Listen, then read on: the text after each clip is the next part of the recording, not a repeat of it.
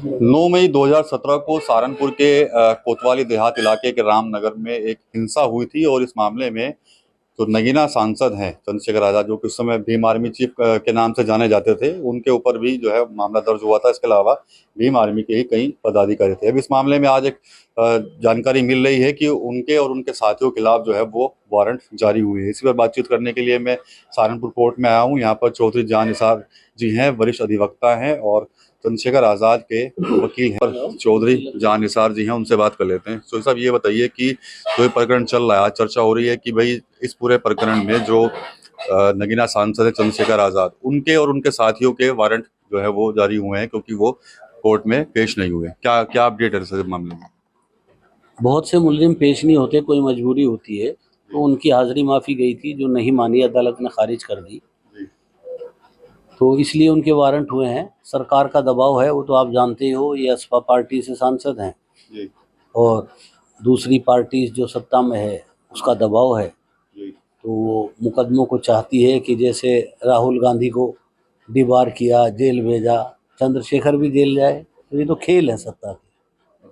तो क्या प्रोग्रेस है इस मामले में, क्योंकि 9 साल हो गए हैं मेरे ख्याल से। मेरे ख्याल में सन 24 से पहले तो इस मुकदमे में कुछ था ही नहीं। ये तो सन 24 से ही शुरुआत हुई है ज़्यादा, अभी दबाव बन रहा है। वरना सन 24 तक ना गवाह आया, ना कुछ हुआ, ना चार्ज लगा, ना फाइल भी परे पड़ी थी। कौन पूछ रहा था मजिस्ट्रेट ट्रायल में? और उसके बाद ही सेशन में भी कई मुकदमे हैं, 5-7 मुकदमे हैं, उनमें भी तभी से पूरी ताकत लगी है। तो ये तो राजनीति गलियारों के खेल हैं, लोग खेल रहे हैं। अब यहाँ आज नहीं आते, अगली डेट पे आ जाते, उससे अगली पे आते, आके अपना निभाते। अब वो पार्लियामेंट में मेंबर हैं, पार्लियामेंट सेशन चलता है, पिछले दिनों इसलिए नहीं आ पाए। तो देखा हमने अक्सर, जब भी कोई डेट होती है वो आ ही जाते हैं, कोर्ट में पेश हुए कई बार। आते भी हैं वो, जब कहीं ऐसी उनकी कहीं मसरूफियात ना हो, कोई मजबूरी ना हो, तो वो आ जाते हैं। अब भी आएंगे, आने से मना थोड़ा ही है। कोर्ट का ऑर्डर है, वो फॉलो करेंगे, मुकदमा भी लड़ेंगे। अच्छा, ये जो प्रकरण था इसमें किन किन धाराओं में ये मुकदमा हुआ था और क्या डायरेक्ट एफआईआर इनके ऊपर थी या किस तरह से नाम आया था? इस एफआईआर में तो जिसमें वारंट हुआ है, क्राइम नंबर 154 सन 17 थाना कोतवाली देहात, ये एफआईआर तो अज्ञात में थी, इसमें किसी का नाम नहीं था। क्योंकि बेसिकली 9 तारीख को पहले तो जो एविडेंस में सारा आया है कि रविदास छात्रावास एसएसपी के बंगले के बराबर में, वहाँ 5-7-10 लोग बैठ के मीटिंग करना चाह रहे थे।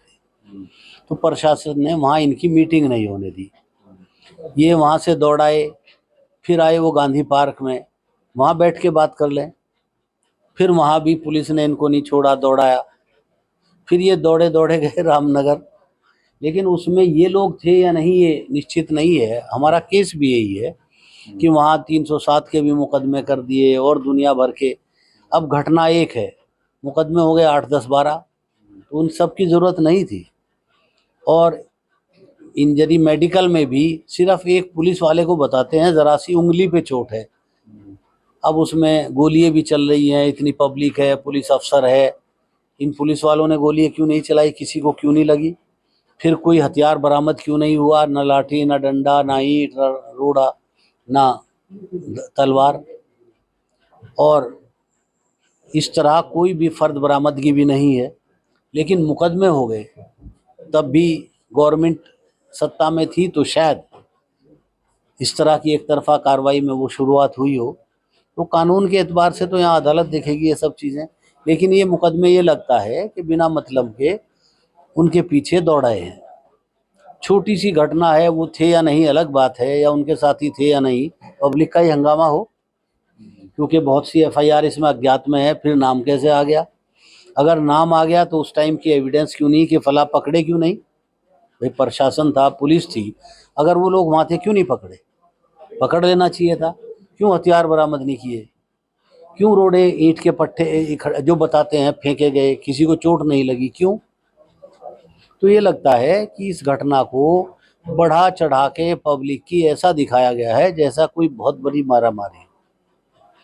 और ये उससे पहले थाना बड़गांव इलाके में, रामपुर इलाके में, उसकी वजह से रविदास छात्रावास में मीटिंग होनी होगी 5-7-10 आदमियों की, कि गिरफ्तारी नहीं हो रही है, कैसे गिरफ्तारी कराई जाए, कैसे कानूनी पैरवी की जाए। तो उन्हें बात करने देते, क्यों दौड़ाए दौड़ाए फिरे उनको?